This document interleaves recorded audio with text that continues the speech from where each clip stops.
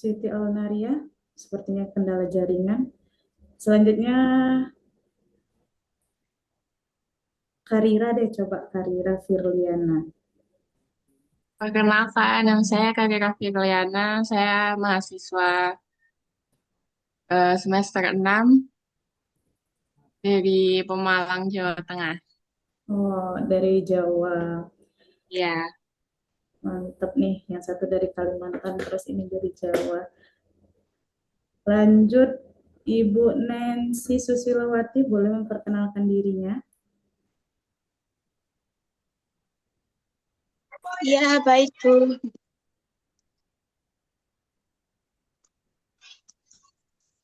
Perkenalkan, nama saya Nancy Susilawati. Saya mahasiswa semester 9 dari PG PAUD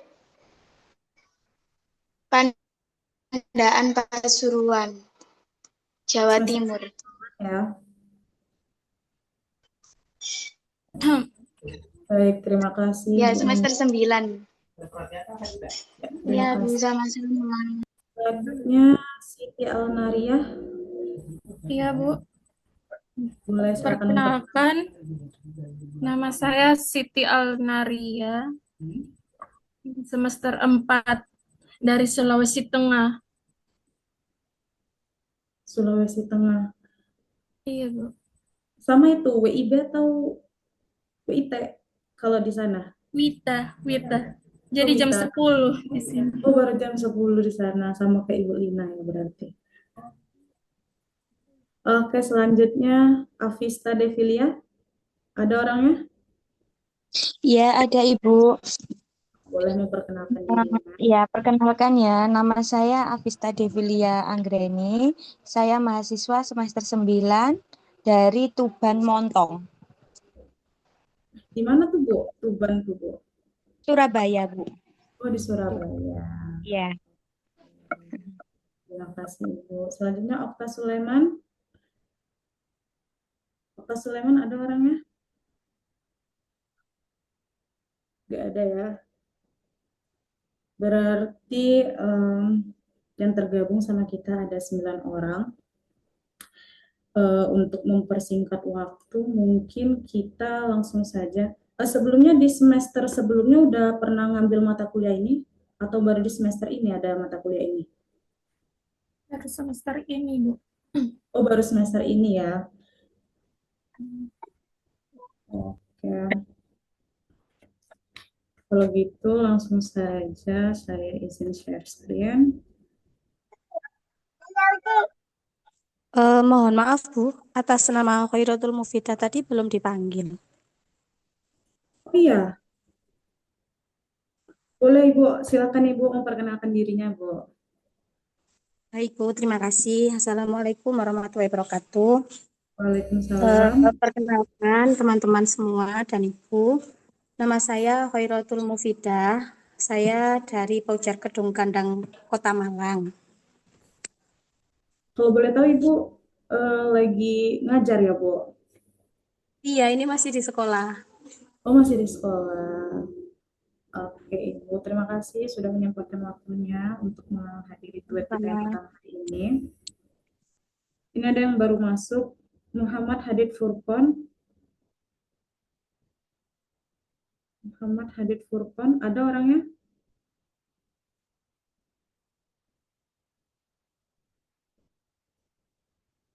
Muhammad Hadid Furqon, ada orangnya? Ada Bu. Oke, silakan memperkenalkan dirinya. Assalamualaikum warahmatullahi wabarakatuh. Izin Waalaikumsalam. memperkenalkan, nama saya Muhammad Hadid Furqon, jurusan Teknologi Pendidikan dari Universitas Pamulang, Universitas Terbuka. Udah semester berapa nih Pak Hadid? Semester 5 untuk saat ini. Lima ya. Semester 5. Oke. Mungkin langsung saja kali ya kita eh, masuk tentang pembahasan kita pada pertemuan pertama.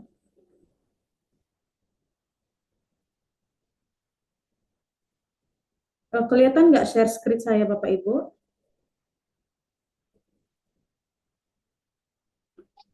Belum, Bu. Belum ya? Belum, Bu. Kalau ini udah?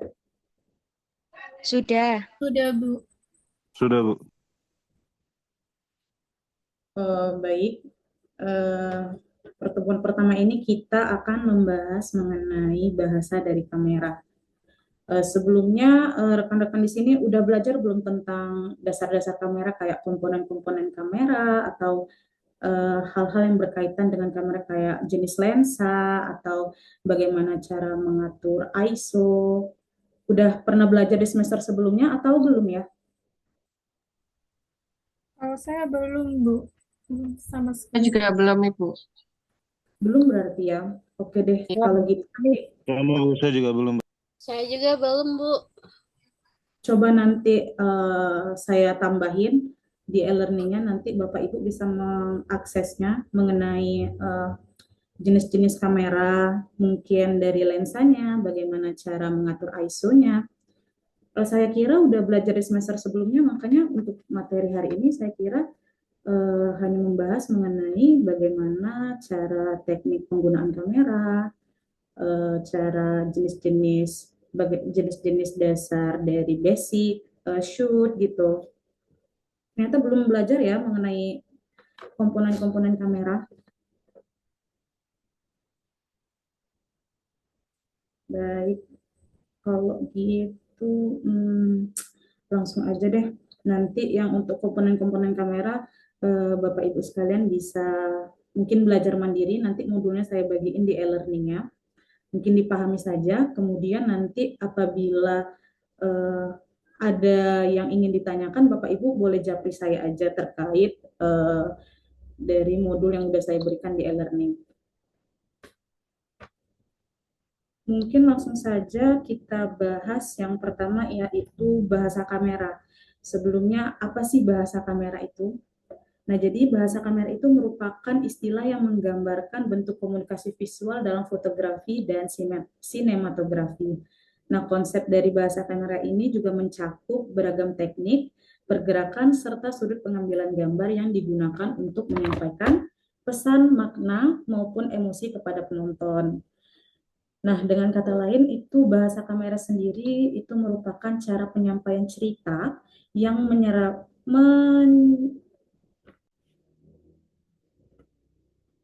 menyoroti bagaimana cara menyampaikan cerita yang detail dengan suatu adegan melalui rangkaian visual.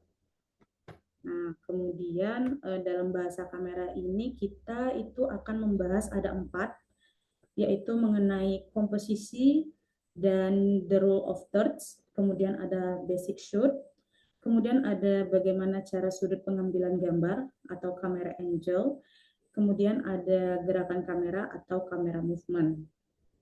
Langsung saja, itu yang pertama kita akan membahas mengenai komposisi dan the rule of thirds. Nah, apa sih komposisi itu? Menurut Thomson sendiri, komposisi itu merupakan perpaduan berbagai elemen yang disusun secara harmonis untuk menghasilkan karya yang bermakna.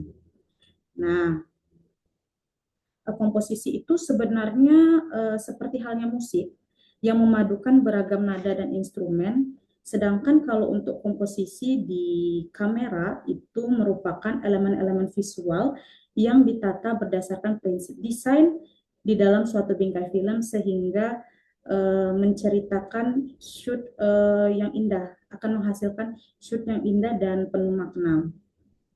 Nah, selain komposisi itu ada juga yang namanya aturan sepertiga.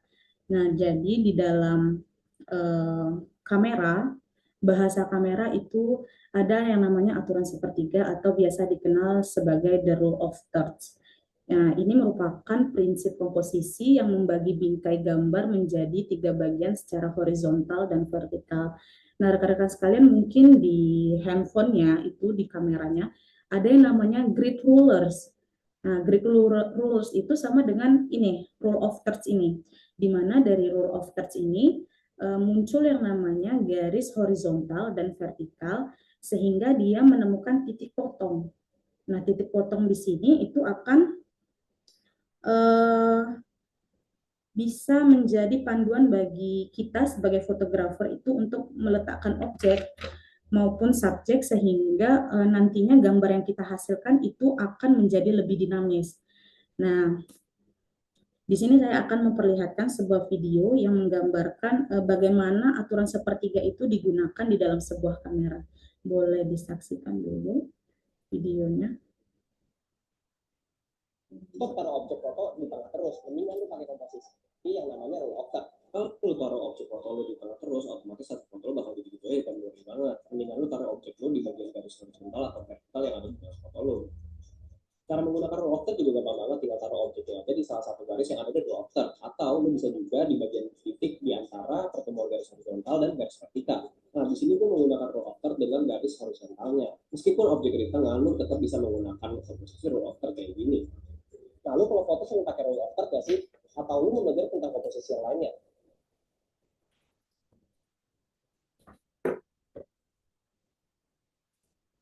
Baik. Sampai di situ. Ini share screen saya masih kelihatan kan ya?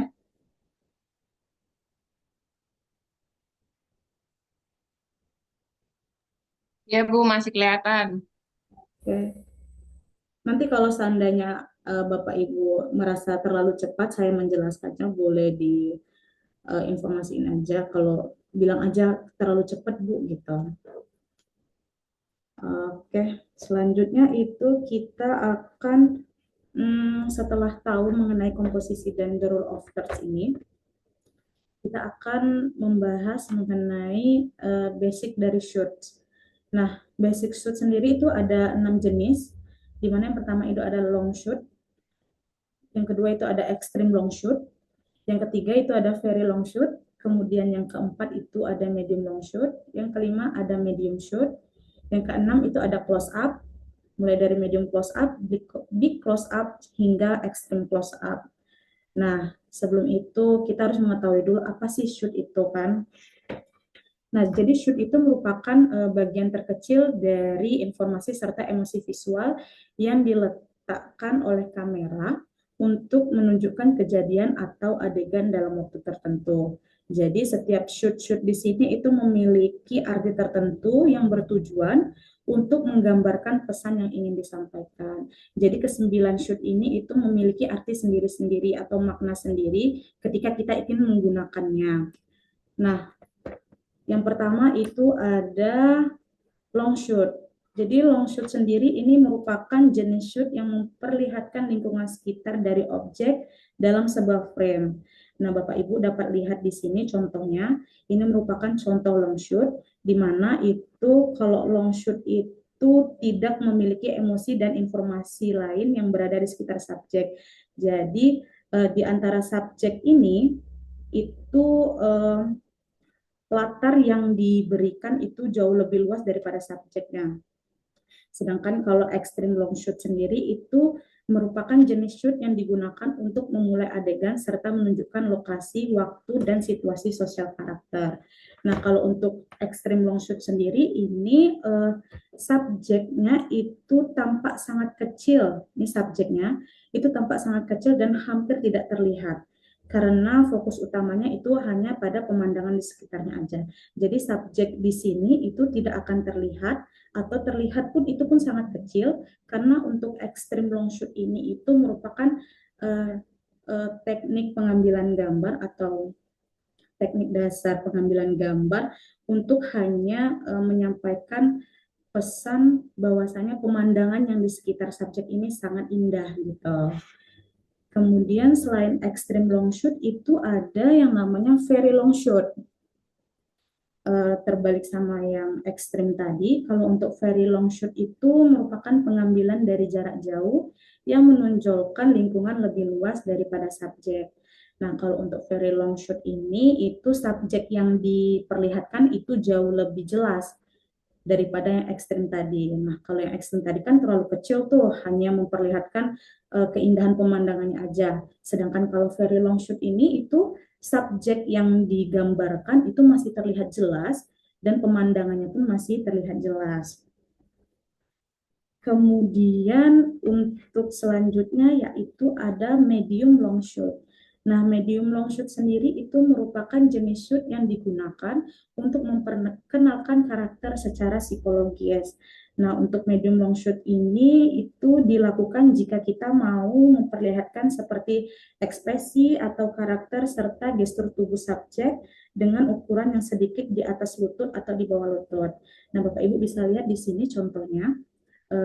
Kita ingin memperlihatkan kalau dari medium long shoot itu kelihatan nih bagaimana ekspresinya, bagaimana gerakan tangannya, bagaimana posisi subjeknya ketika akan dipotret. Selanjutnya yaitu ada yang namanya medium shoot. Nah, kalau medium shoot ini itu merupakan bentuk penyajian memperlihatkan seseorang dari batas pinggang ke atas. Nah, kalau yang sebelumnya tadi dari atas lutut atau dari bawah lutut ke atas, sedangkan medium ini agak lebih ngezoom lagi dari batas pinggang hingga ke atas. Nah, kalau untuk medium shoot ini itu subjeknya dengan pemandangan di sekitarnya itu tampak lebih jelas lagi, di mana kelihatan juga nih bagaimana gerak tangannya, ekspresinya, karakternya, begitu. Selanjutnya itu kita akan mengetahui tentang jenis shoot close up.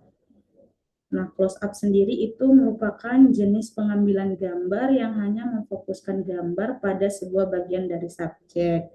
Nah, kalau close up ini kan tuh kelihatan cuman hanya mukanya aja. Nah, kalau close up sendiri itu subjeknya akan terlihat lebih besar sehingga keadaan sekitarnya tidak begitu terlihat dengan jelas karena fokusnya itu hanya pada subjek itu sendiri. Misalnya nih kita close up nih cuman mukanya aja yang kelihatan. Ya udah mukanya aja, untuk pemandangan sekitarnya nggak akan kelihatan karena itu merupakan jenis yang hanya memfokuskan gambarnya cuman hanya dari subjeknya aja. Kemudian itu ada yang namanya medium close up. Nah, kalau medium close up sendiri itu memperlihatkan subjek yang lebih jauh dari frame, tetapi subjeknya terlihat lebih jelas daripada medium shot. Nah, kalau yang medium shoot tadi kan dari pinggang ke atas. Nah, kalau medium close up ini yang diambil itu dari bagian dada ke atas. Nah, kalau medium close up itu untuk memperlihatkan subjeknya itu lebih jauh. Nah, dalam hal ini pada frame itu akan terlihatnya nih, contohnya nih akan terlihat bagian dari dada ke atas aja. Sehingga kalau yang medium shoot tadi itu kelihatan gerakan tangannya, kalau yang medium close up ini nggak kelihatan karena yang diambil itu dari bagian dada ke atas aja gitu. Sedangkan untuk big close up sendiri itu hanya memperlihatkan salah satu bagian dari subjek dan tidak memperlihatkan keadaan sekitar. Nah, yang membuat berbeda antara big close up dengan close up sendiri yaitu ukuran subjeknya di dalam frame. Nah, kalau big close up itu biasanya diambilnya menggunakan focal length atau lensa fokus yang lebih panjang sehingga subjek sendiri itu akan terlihat lebih jelas daripada shoot close up. Nah, kalau close up tadi kan cuma wajahnya aja nih. Nah, kalau untuk yang big close up itu dia tetap memperlihatkan hanya bagian wajahnya aja, tetapi sekitar wajahnya itu masih kelihatan. Seperti rambutnya, ini dia pakai coat, itu masih kelihatan. Kemudian itu ada yang namanya pengambilan gambar secara extreme close up. Nah, kalau extreme close up ini itu hanya memperlihatkan detailnya aja. Kayak contoh yang digambar ini kan hanya memperlihatkan bagian dari mata, hidung, sama mulut bayi aja. Nah, kalau ekstrim ini itu bertujuannya untuk memberi penonton sebuah informasi penting yang menyangkut subjek. Nah, untuk ekstrim close up ini sendiri itu dapat menimbulkan kesalahan-kesalahan persepsi apabila kita tidak hati-hati dalam menggunakan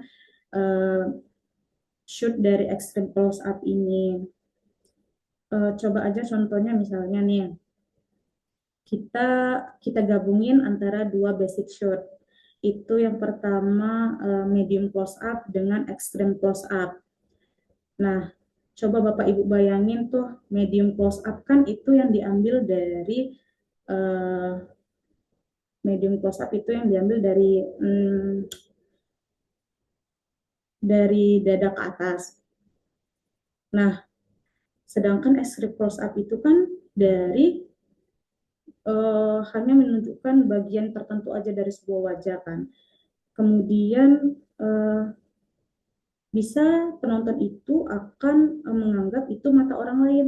Karena yang kita shoot itu kan dari jauh dulu tuh. Dari jauh, kemudian baru kita shoot dekat-dekat matanya atau wajah dari subjek itu. Nah, itu bisa dapat menimbulkan persepsi yang berbeda oleh penonton. Kecuali ibu atau bapak sekalian itu kita balik nih, kita ambil dulu extreme close up-nya, berarti itu kan akan menonjolkan wajah dari subjek, kayak kita lihatkan dulu mukanya gimana, baru kemudian kita lanjut untuk shoot selanjutnya itu kita gunakan yang medium close up, berarti dari ngezoom betul gitu kan, kita zoom betul wajahnya, kemudian untuk shoot selanjutnya itu kita lakukan teknik yang namanya medium close up. Jadi mulai dari zoom mukanya, kemudian kita zoom out dia sampai menemukan titik yang namanya kelihatan subjeknya itu dari dada ke atas. Nah, ini saya akan tampilkan biar Bapak Ibu lebih paham mengenai basic dari shoot.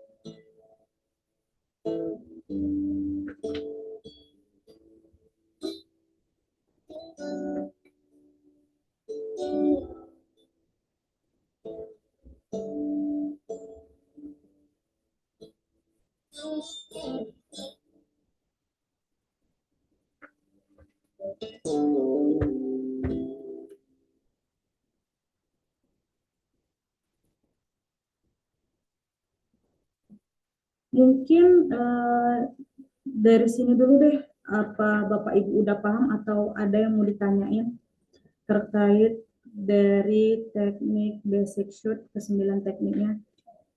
Udah paham atau ada yang mau ditanyain? Boleh kalau mau bertanya silakan.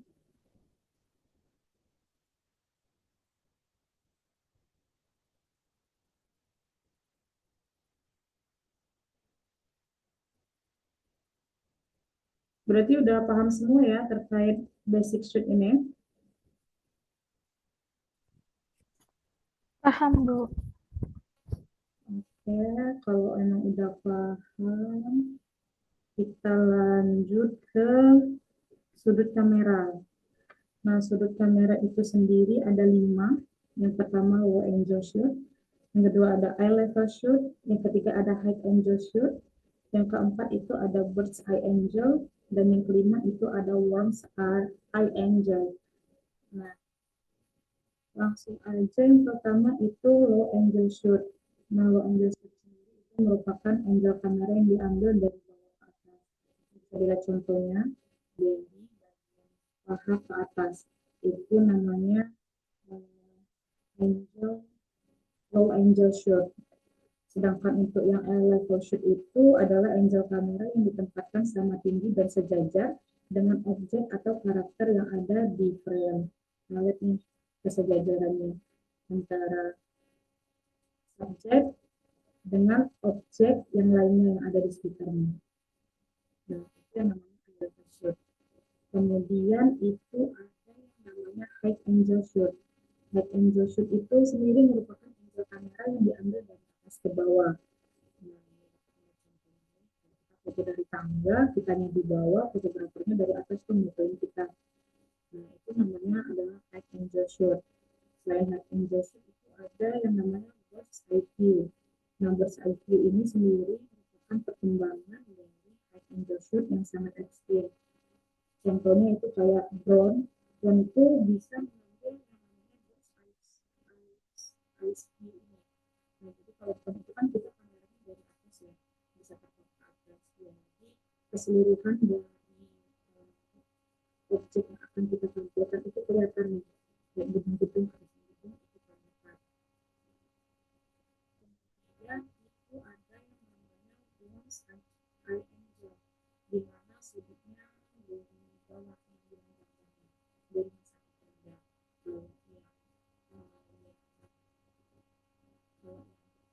Kalau yang tadi kan dari atas nih, sedangkan kalau yang lurus itu dari bawah. Misalnya kita di bawah, kita untuk ambil ini contohnya ini ada pohon atau kita mengambil langit atau misalnya ada pesawat terbang, kita itu pesawat terbang di langit itu kita mengambilnya dari sudut pandang di luar dari posisi yang sangat rendah sehingga muncul dari Bu, suaranya hilang, Bu. masih hilang. Halo, halo ibu, halo, halo bu,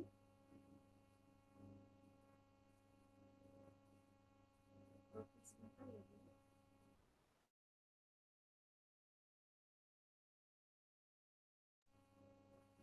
halo ibu, apa terdengar suaranya?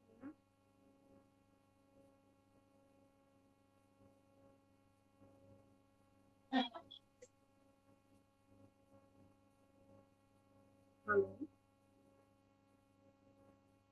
halo.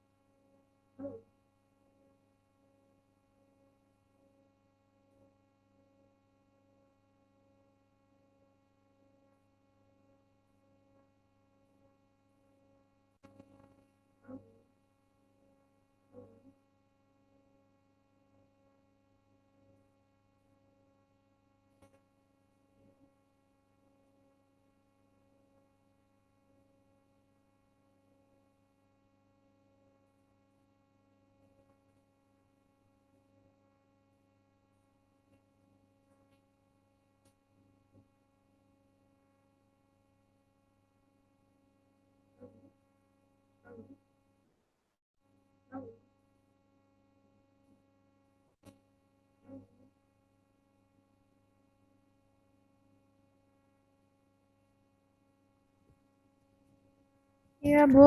Suaranya belum ada. Halo, ini belum juga. Gimana ya?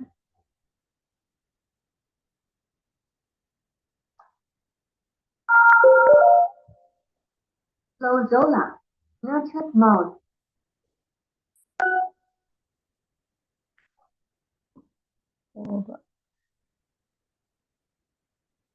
Coba, sudah nikah. Hmm.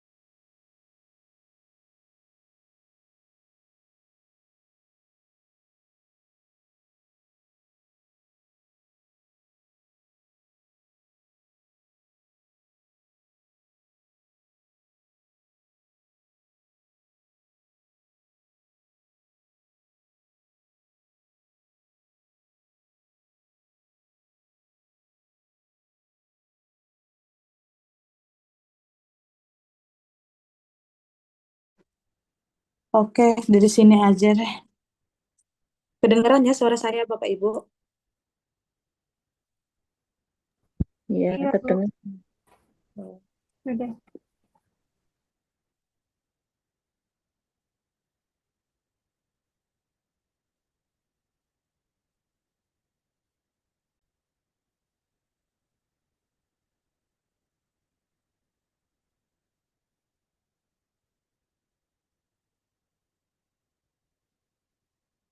Hmm.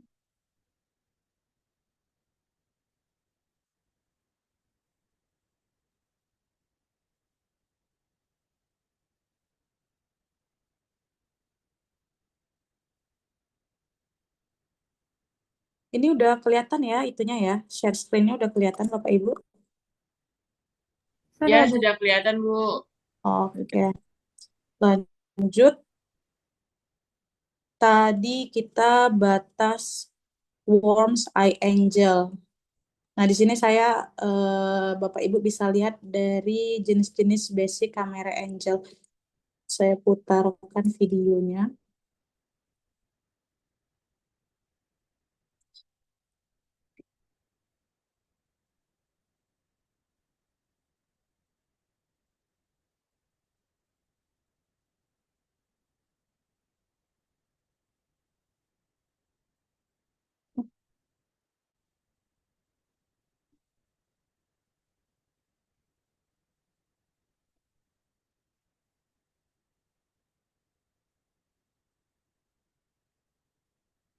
Ini dia jelasin dulu mengenai basic shoot. Kemudian, ini yang namanya low angle shoot. Dari bawah pengambilannya.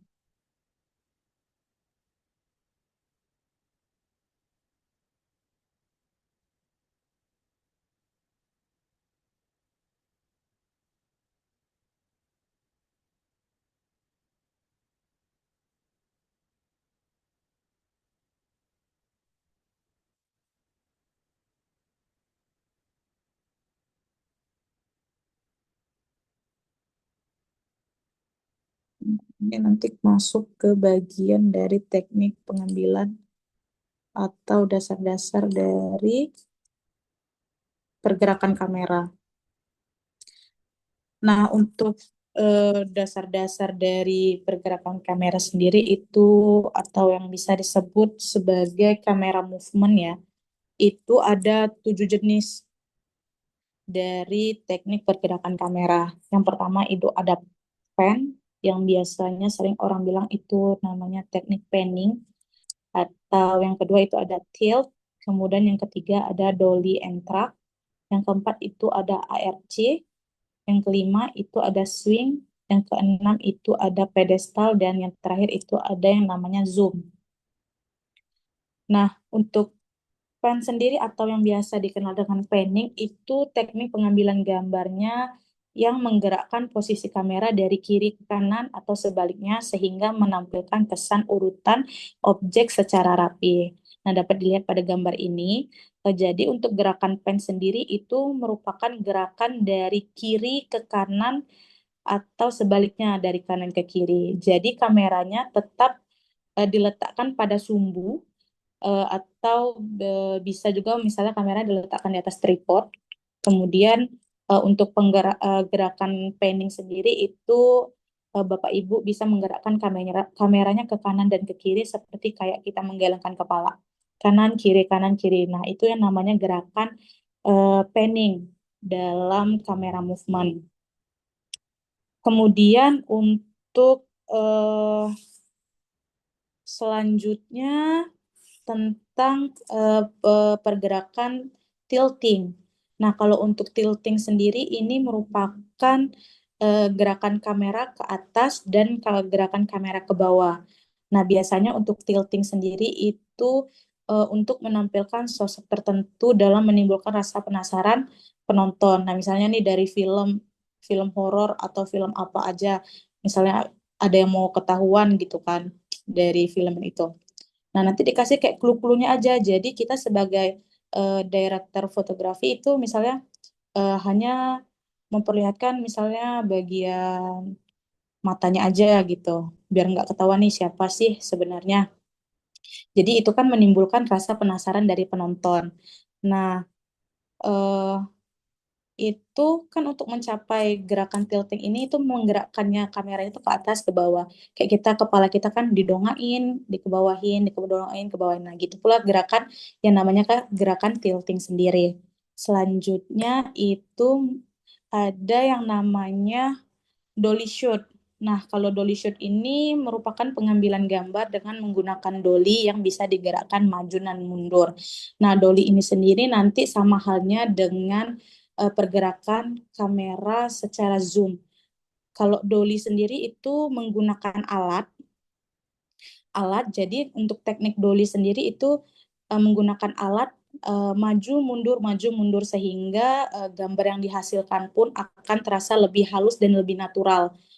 Sedangkan kalau zoom itu kan kita hanya memutar lens aja. Kalau kita mau ngezoom in itu kita putar aja lensanya pelan-pelan.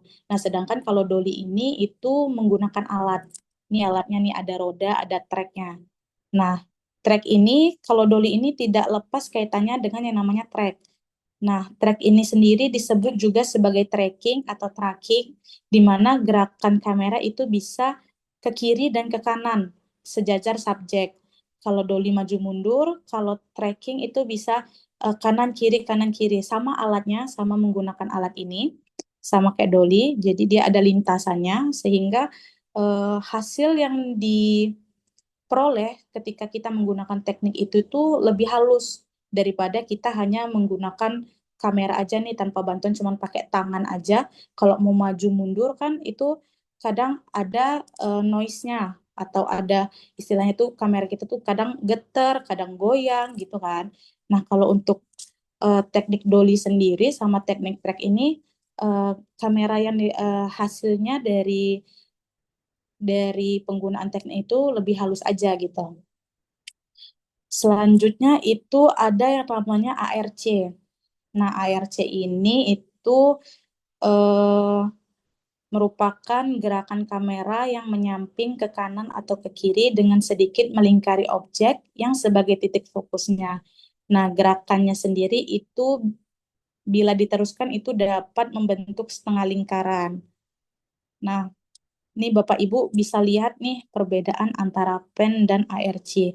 Nah, kalau ARC sendiri itu eh, subjeknya tetap diam di tempat, itu kamera kita yang berputar-putar tuh, seperti membentuk setengah lingkaran. Nah, dia hampir sama sama pen. Kalau ARC sama-sama eh, memutar, tapi bedanya kalau pen itu kan eh, hanya ke kanan ke kiri. Kalau ARC itu kita yang mengikuti subjeknya. Misalnya nih, subjeknya di sini nih, kameranya. Kita yang bergerak nih, mengikuti hingga hampir menghintari setengah lingkaran dari subjek. Jadi bentuknya nanti setengah lingkaran. Jadi hasil yang diperoleh itu nanti seperti video yang eh, kayak kita berputar setengah lingkaran gitu. Nanti saya liatin contoh videonya biar Bapak Ibu bisa lebih paham. Kemudian itu ada yang namanya pedestal. Nah, pedestal ini merupakan alat penyangga kamera dengan sistem hidrolik atau elektrik yang dapat menaikkan atau menurunkan kamera. Nah, fungsinya itu untuk mengatur tinggi rendahnya posisi kamera tanpa mengubah arah pandang, menjaga pusat perhatian atau center of focus. Nah, yang namanya pedestal itu ini nih. Ini alat yang namanya pedestal. Jadi, eh, kita kalau menggunakan alat ini itu bisa menaikkan eh, atau menurunkan kamera. Nah, selanjutnya ini ada zoom. Nah, kalau zoom ini itu merupakan proses mengubah besar sudut lensa untuk memperbesar atau zoom in atau memperkecil tampilan tanpa memindahkan kamera. Nah, kalau zoom in itu sendiri sudut lensanya mengecil sehingga subjeknya tampak lebih mendekat atau membesar. Sedangkan untuk zoom out itu sudut lensanya akan melebar sehingga subjeknya akan terlihat lebih menjauh atau mengecil. Nah, perubahan ini itu terjadi karena pergeseran struktur lensa bukan karena perpindahan kameranya secara fisik. Jadi kalau eh, mau menggunakan teknik zoom ini seperti halnya kita hanya memutar lensa kamera kita aja untuk zoom in atau zoom out. Nah, ini merupakan Bapak Ibu juga bisa lihat video ini di e-learningnya sebenarnya. Tapi coba kita tampilin untuk menambah pemahamannya tentang teknik-teknik pergerakan kamera.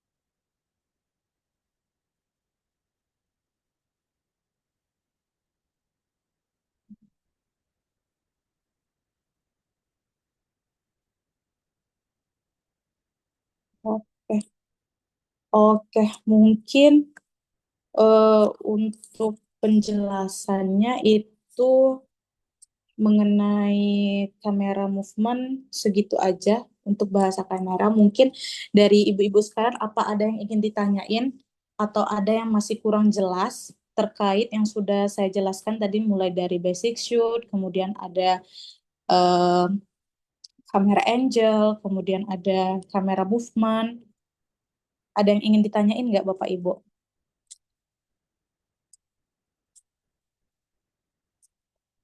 Boleh banget kalau ada yang mau bertanya.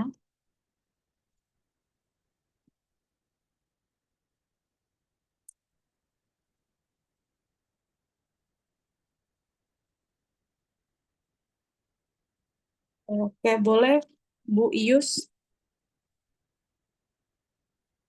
Silakan Bu Ius.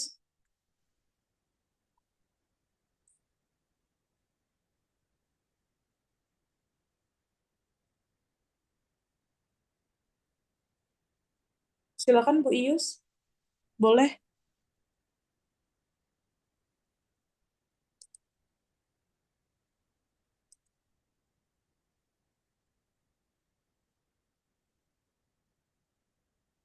Atau yang lain ada yang mau ditanyain nggak terkait dari penjelasan mengenai bahasa kamera? Harusnya Bapak Ibu sekalian itu sebelum membahas tentang bahasa kamera itu harus mengetahui dulu tentang apa aja sih komponen dalam kamera.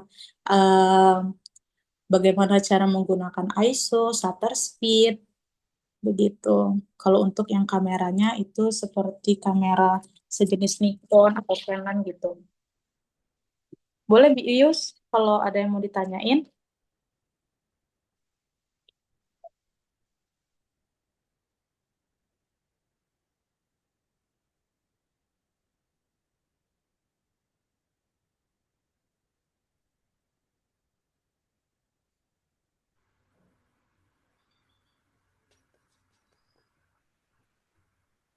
Ada suara saya.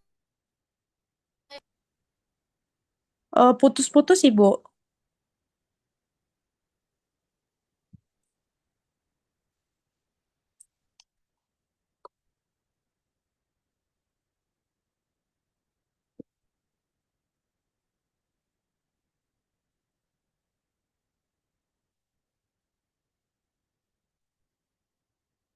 Mungkin Bu Ius terkendala jaringan kali ya. Mungkin rekan-rekan yang lain ada yang mau ditanyain atau udah paham nih terkait yang udah saya jelasin tadi. Izin Bu, Ya, izin. silakan. Ini, tapi terkait yang tugasnya Bu, Terkait tugas ya. Hmm. Oke. itu kan kalau di tugasnya kan kalau kayak pakai tripod tanpa ada bantuan yang gerakin gitu loh Bu, cuman tripod saja, dan nanti di situ nggak ada gerakan kamera, itu bisa nggak Bu? Kalau tripod, oh berarti ini tripodnya yang itu ya, ada Yang yang bisa dibawa kemana-mana itu ya? iya yang bisa tinggi gitu Bu, bisa tinggi rendah, yang berdiri. Oh kalau gitu, kalau enggak eh, Mbak Sitinya aja yang itu, misalnya kan suruh aja atau adeknya atau Hmm. siapanya gitu kan, atau kakaknya boleh yang jadi subjeknya nanti si Siti aja yang ngerekamnya gitu. Kalau pakai tripod sekiranya nggak bisa menunjukkan yang gerak kameranya nggak apa-apa. Oh, iya Bu. Iya. Gitu. Ya, terima kasih, Bu. Iya, sama-sama. Selanjutnya ada lagi yang mau ditanyain? Kalau nggak ada, boleh nanti kita jelasin aja mengenai tugas yang akan Bapak Ibu kerjakan. Jadi untuk tugas pertama itu share screen saya kelihatan ya?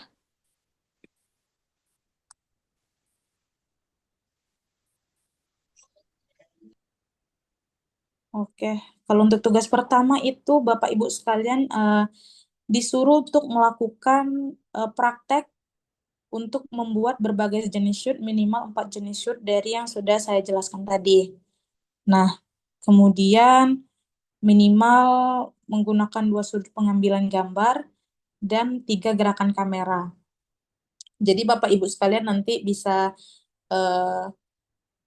melakukan tugas pertama ini. Boleh Bapak Ibu nggak harus jadi subjeknya.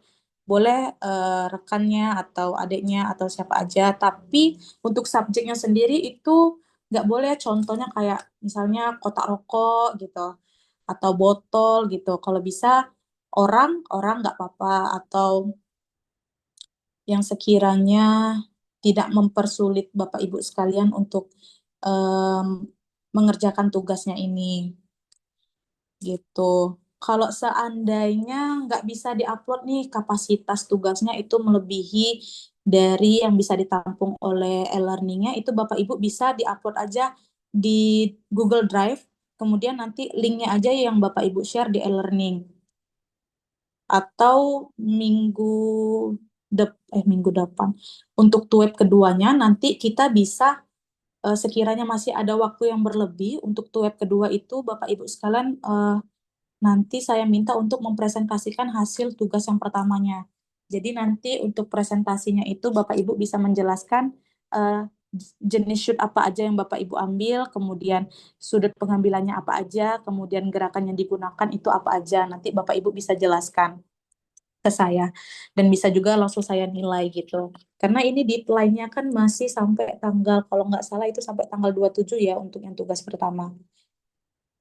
Kemudian untuk mata kuliah ini sendiri itu ada 6 tugas, Bapak Ibu. Tetapi untuk sesi ketiga dan selanjutnya itu belum diisi tugasnya, nanti segera saya share di e-learning apa aja tugasnya. Jadi nanti kalau hari Senin sekiranya tugasnya udah muncul nih, e-learningnya udah kebuka, sesi ketiga udah kebuka, tetapi tugasnya masih ada, berarti itu belum saya share. Tapi saya di sini akan kasih tahu dulu nih apa aja tugas Bapak Ibu selama 6 sesi ke depan. Yang pertama itu yaitu tugas pertama yang tadi yang udah saya jelasin, itu kita membuat jenis shoot, kemudian sudut kamera dan gerakan kamera. Kemudian untuk yang tugas kedua itu nanti adanya di sesi ketiga, kalau nggak salah itu Bapak Ibu akan disuruh praktek membuat naskah program video pembelajaran singkat. Nah, nanti apa yang akan dikirimkan ke e-learningnya dalam bentuk PDF kah atau bagaimanakah itu nanti diinfokan lagi di e-learningnya. Kemudian untuk yang tugas ketiga itu eh, Bapak Ibu nanti disuruh untuk mempraktekkan bagaimana cara pemasangan kamera pada tripod. Nah, untuk pemasangan kamera pada tripod sendiri itu nanti Bapak Ibu misalnya nggak punya nggak punya tripod nih atau bagaimana gitu kan, Bapak Ibu bisa ambil aja video di YouTube gitu misalnya bagaimana cara pemasangan kamera tripod gitu. Tetapi Bapak Ibu jangan langsung blek ngambil gitu dari YouTube. Bapak Ibu bisa edit lagi gimana tahapannya sesuai dengan kreasi Bapak Ibu. Nggak yang langsung misalnya ada nih cara pemasangan kamera tripod di YouTube, udah cablak aja deh gitu. Masukin aja langsung ke e-learning, nggak gitu ya Bapak Ibu. Jadi videonya boleh di-download dulu, nanti disertakan sumbernya, kemudian Bapak Ibu boleh diedit lagi video yang dari YouTube tersebut, atau dari beberapa video nanti Bapak Ibu gabungin gitu kan. Jangan plek-ketiplek sama yang di YouTube, tapi tetap disertakan sumbernya. Kemudian itu ada tugas keempat, itu Bapak Ibu disuruh untuk mempraktekkan teknik pencahayaan. Seperti ada key light, fill light, backlight, background light, dan gabungan dari eh, macam-macam teknik tersebut.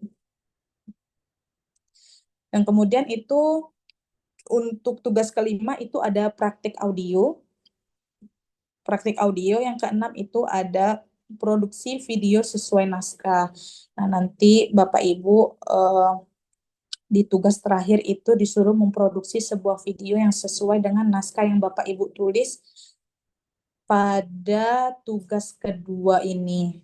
Nah, nanti naskah ini itu berguna untuk nih yang tugas keenam ini. Jadi akhirnya nanti keseluruhannya dari tugas-tugas tersebut Bapak Ibu akan menciptakan sebuah video atau ya video singkat lah yang berkaitan dengan naskah yang Bapak Ibu udah buat di eh, tugas kedua. Nah, tugas kedua itu nanti adanya di sesi ketiga Bapak Ibu sekalian.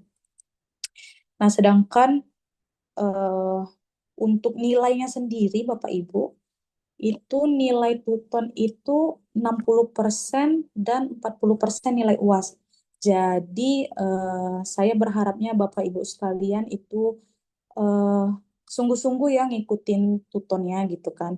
Biar eh, walaupun ya disempat-sempatin waktunya itu saya sangat berterima kasih banget gitu kan Bapak Ibu sudah menyempatkan waktunya untuk mengikuti Tuton. Karena Tuton ini nilainya lebih besar Bapak Ibu. Jadi 60% nilai Tuton dan 40% ditambah dari nilai UAS begitu. Mungkin ada yang ingin ditanyain lagi terkait tugas dan lainnya.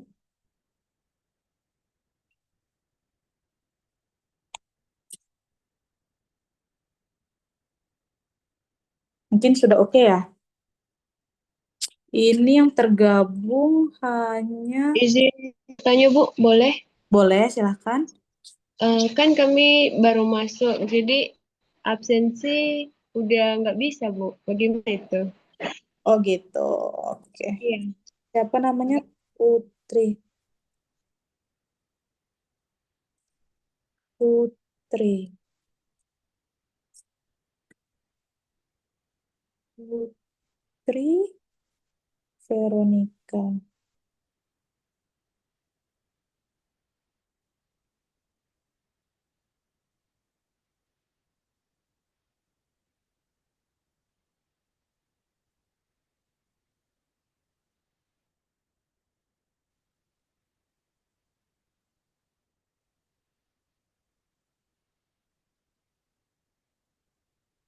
Oke.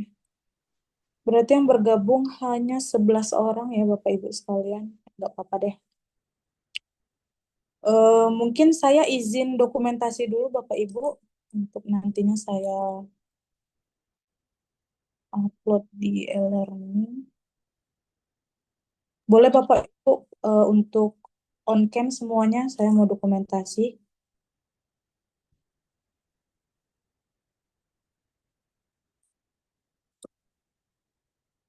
Oke. Karira bisa on cam dulu. Karira.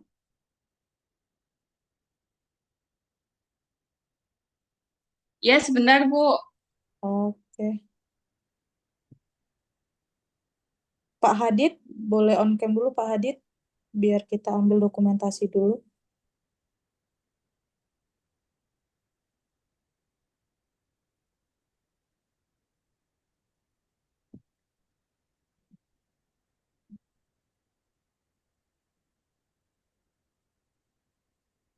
Oke, saya dokumentasi ya Bapak Ibu ya. 1, 2, 3.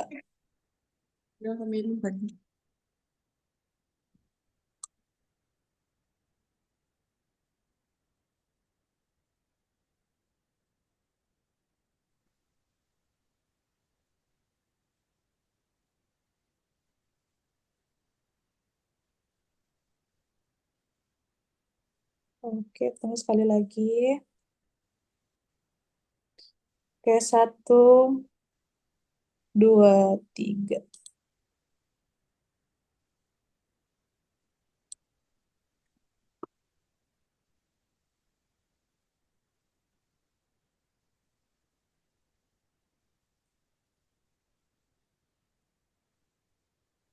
Oke, Bapak Ibu, ini waktunya masih banyak ya. boleh diskusi aja terkait yang sudah saya jelaskan tadi. Apa ada yang mau ditanyakan atau bagaimana?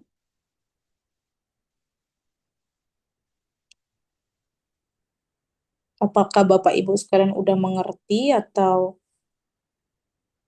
gimana?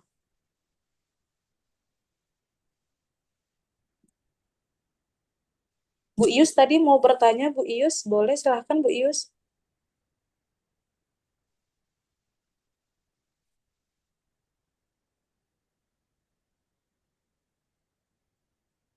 Suaranya nggak ada Bu Ius. Atau coba di chat aja, di kolom chat.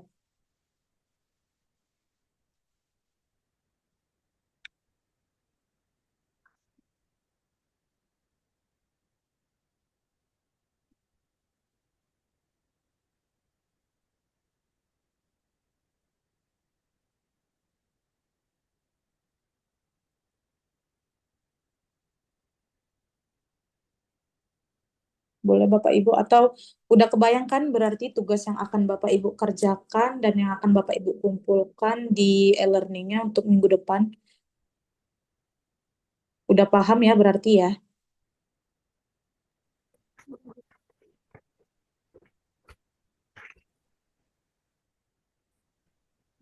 Siti berarti udah paham ya Siti terkait tugas untuk Sudah, Bu. minggu depan? Ya sudah, Bu. Cuman tentang yang tadi aja itu, Bu, yang belum paham, yang saya tanyakan tadi. Hmm.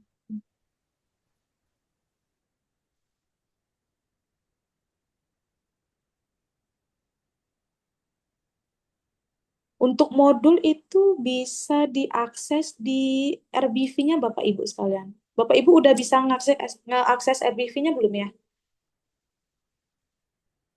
Belum bisa, Bu. Saya sudah coba tapi belum bisa.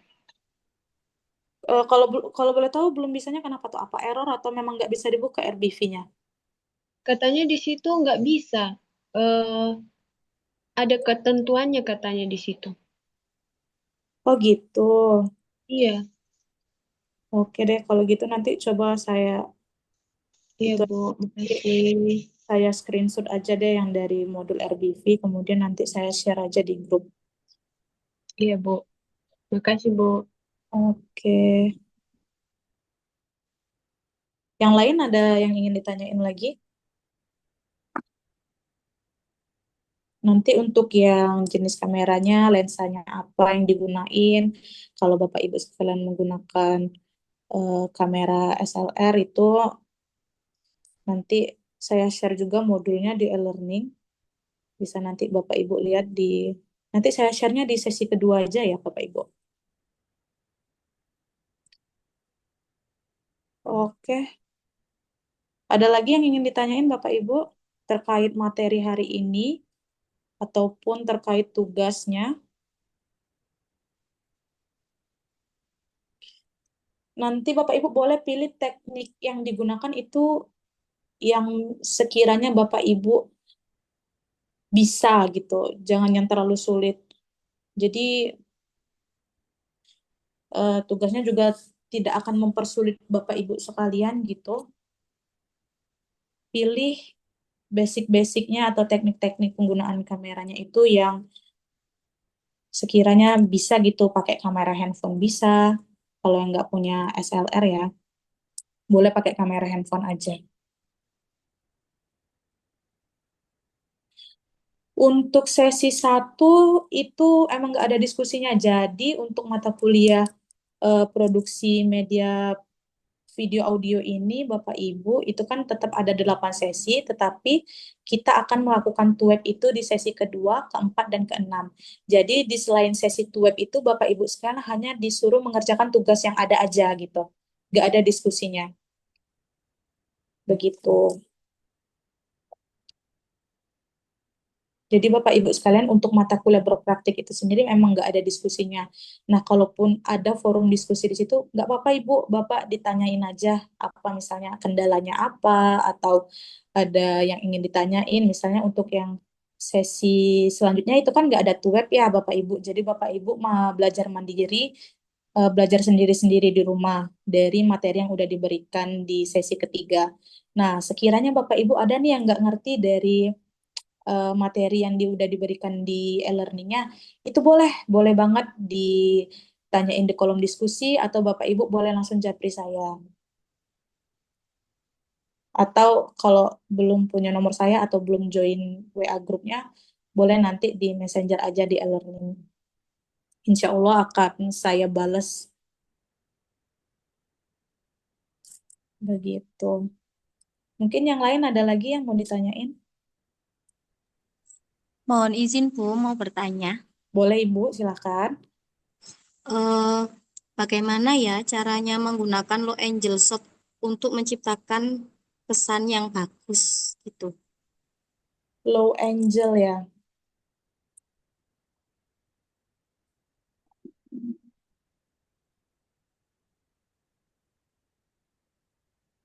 Sebentar. Kalau yang Low Angel Shoot tadi kan berarti yang dari bawah ya Ibu ya. Teknik pengambilan gambarnya dari bawah ya. Berarti untuk menampilkan kesan yang bagus itu tadi Ibu berkaitan dengan yang namanya eh thirds atau yang paling awal tadi udah saya jelasin mengenai komposisi dan rule of thirds itu tadi. Jadi kan di nanti seandainya Ibu mengambil gambarnya menggunakan handphone nih, itu nanti Ibu bisa mengaktifkan fitur grid line-nya ada tuh di pengaturan grid lines di pengaturan kamera itu.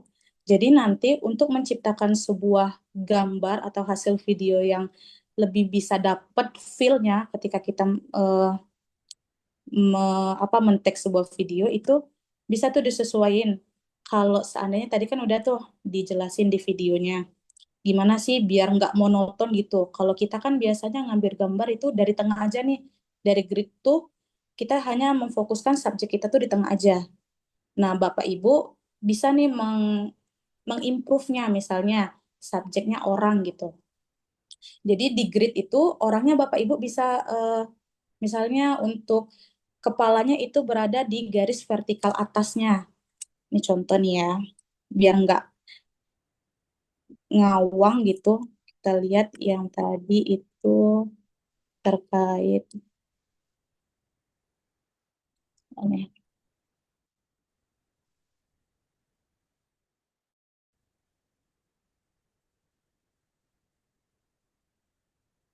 Nah, ini kalau secara landscape, Ibu mengambil videonya, ini yang namanya garis vertikal dan horizontal. Nah, di titik perpotongan ini, Bapak Ibu bisa meletakkan subjeknya. Nih, kalau ini kan subjeknya itu, nih, menara yang ini. Nah, biar lebih proporsional gambar yang dihasilkan, atau lebih dapat feel-nya, sesuai nih sama yang kita mau. Kayaknya kita harus, aku maunya gambar yang aku hasilkan ini nangkepnya makna di penonton gini nih. Nah, biar gak monoton kan biasanya kita letakin nih subjek kita di tengah ini aja nih. Nah, Bapak Ibu bisa improve apa diletakkan di pinggir subjeknya atau Bapak Ibu bisa letakkan di pinggir kiri juga biar nggak lebih monoton. Nih, biar lebih itu kita coba satu kali lagi gimana.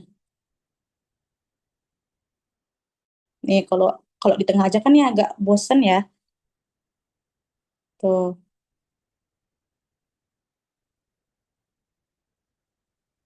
Tuh, bisa diletakkan di situ. Cara pengambilannya dari bawah atau yang mana yang sisi mana yang lebih mau ditonjolkan. Ah, itu yang lebih dilihatkan Bapak Ibu sekalian.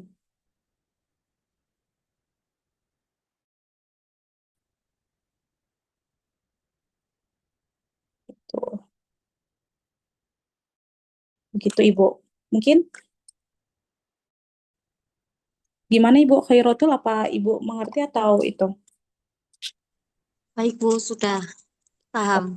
Oke, Terima kasih banyak.